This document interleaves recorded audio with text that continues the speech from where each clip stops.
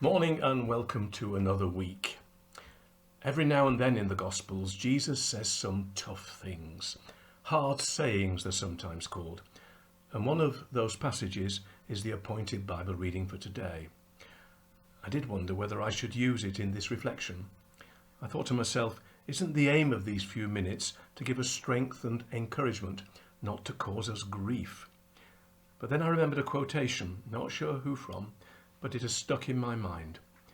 The task of a Christian preacher is to comfort the afflicted, but sometimes it's necessary to afflict the comfortable.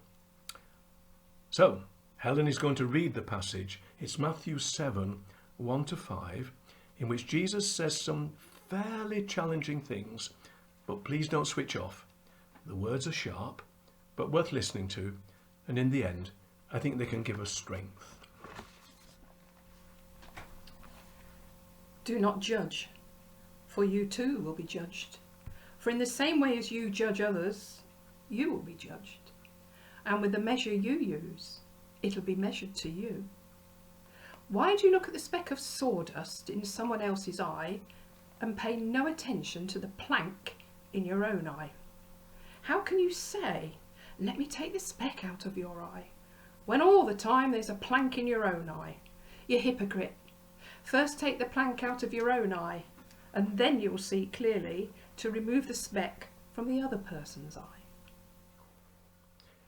Jesus warns us about judging others and not keeping an eye on our own behaviour. And he does it with a joke, really. We get worked up about a tiny speck of sawdust in someone else's eye and don't see the dirty great plank in our own eye. And then in no uncertain terms, he tells us not to be hypocrites. And just pause for a moment on that word. It's originally the Greek word for an actor. In effect, someone who pretends to be someone else. Perfectly legitimate meaning. But then gradually it took on a more sinister tone.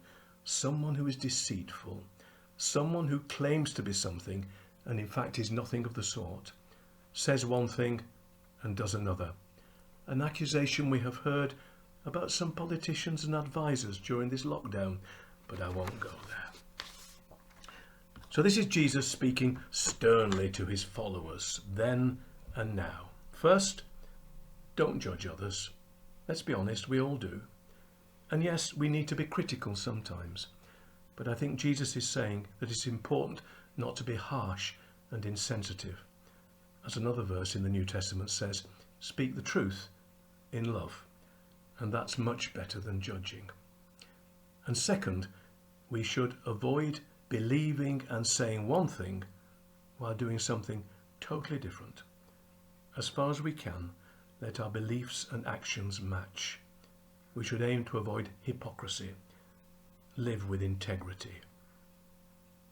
We don't always get it right, and this is where confession comes in.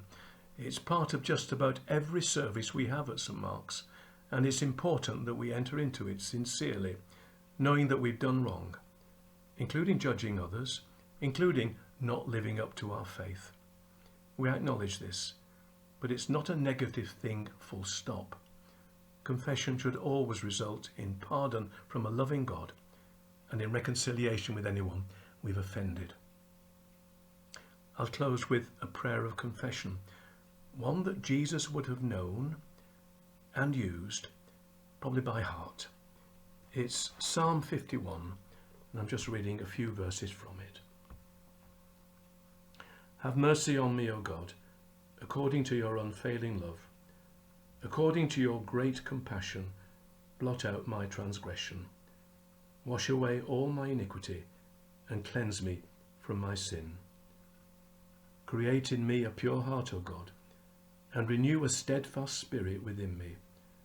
Do not cast me away from your presence, or take your Holy Spirit from me. Restore to me the joy of your salvation, and grant me a willing spirit to sustain me. Amen.